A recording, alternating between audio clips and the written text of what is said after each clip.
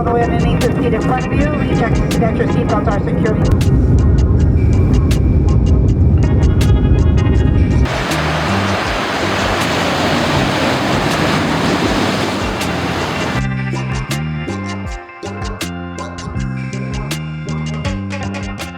Puerto Rico, my first time here, and wow, what a place.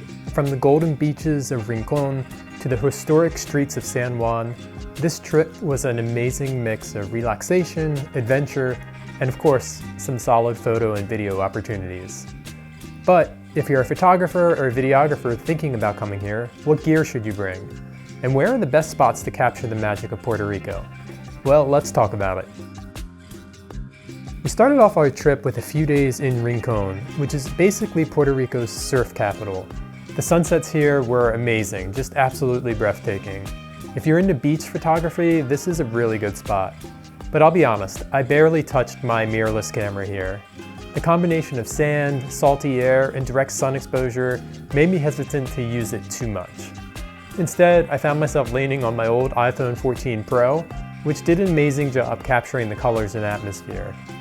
If I came back, I'd definitely consider bringing a drone because the coastal shots from above would be really cool.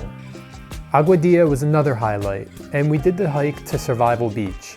This spot has amazing rock formations and massive waves, making it a super unique photo location.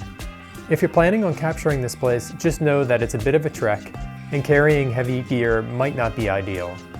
I left my mirrorless at the Airbnb and just took my iPhone, and honestly, I didn't regret it. The wide-angle capability of the iPhone really came in handy here. After Rincon and Aguadilla, we took a detour south to check out the Guanica Dry Forest, which ironically was not so dry the day we visited. It actually rained on us. It's a cool change of scenery though, with desert-like landscapes, but I wouldn't say it's a must-have for photographers. Then we made our way to Ponce, which I really wish we had more time to explore. The architecture here was really striking, with a mix of Spanish, colonial, and neoclassical influences. If you're into street or architectural photography, Ponce is definitely worth spending more time than we did. And finally, San Juan. Old San Juan was cool with its colorful buildings and cobblestone streets, but I'll be honest, it did feel kind of touristy. A lot of the storefronts took away from the character I was hoping to capture. That said, El Morro, incredible. This historic fort is a goldmine for photography. Even though we were in full sun, the layers, tunnels, and ocean views gave me so many interesting angles to work with. I actually did pull out my Canon R6 Mark II for this one, and I'm glad I did. One of the most magical experiences of the trip was El Yunque National Forest. We took a day trip from San Juan and did a 7-mile hike, and while it was absolutely beautiful, it's another place where I don't think a heavy camera is necessary. There were some scenic views here and there, but the real magic of El Yunque, just to me at least, was being immersed in it, hearing the sounds of the coqui frogs, feeling the mist roll through the trees, and watching how quickly the clouds change. I think I would have felt weighed down if I had brought my R6 Mark II, so I mostly stuck with my phone for this one, and it felt like the right call. Looking back, I'm really glad I brought my Canon R6 Mark II, but I didn't use it nearly as much as I expected. In fact, I barely touched it for the first half of the trip. Most of the time, I relied on my iPhone 14 Pro, and I don't feel like I missed out on much. That's something I've been thinking about more lately. Just because I have a high-end camera doesn't mean I need to carry it everywhere.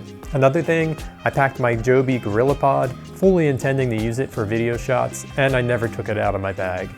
I realized pretty quickly that I just didn't want to deal with setting up shots when I was trying to enjoy the moment. That's a personal balance I'm still figuring out. When to focus on capturing versus when to just experience things. And of course, there's no denying that my mirrorless camera produces far better image quality than my phone. But sometimes when you're traveling, convenience matters more than raw quality. The weight of a full-frame camera and lens makes a big difference, especially on longer hikes or beach days where you don't want to constantly worry about sand, water, or just carrying extra gear. I personally don't ever see myself taking a trip without a camera, but I've definitely become more deliberate about when I bring it along. And I think that's an interesting question for photographers and videographers out there. How do you balance capturing versus just experiencing a trip? I'd love to hear your thoughts in the comments. So that's my experience as a first-time visitor to Puerto Rico. If you're planning a trip, hopefully this helps you decide what gear to bring, where to shoot, and what's worth capturing. If you've been here before, I'd love to hear your favorite photography or video spots. Drop them in the comments. And of course, if you found this helpful, hit the like button and subscribe for more travel photography and videography content. See you in the next one.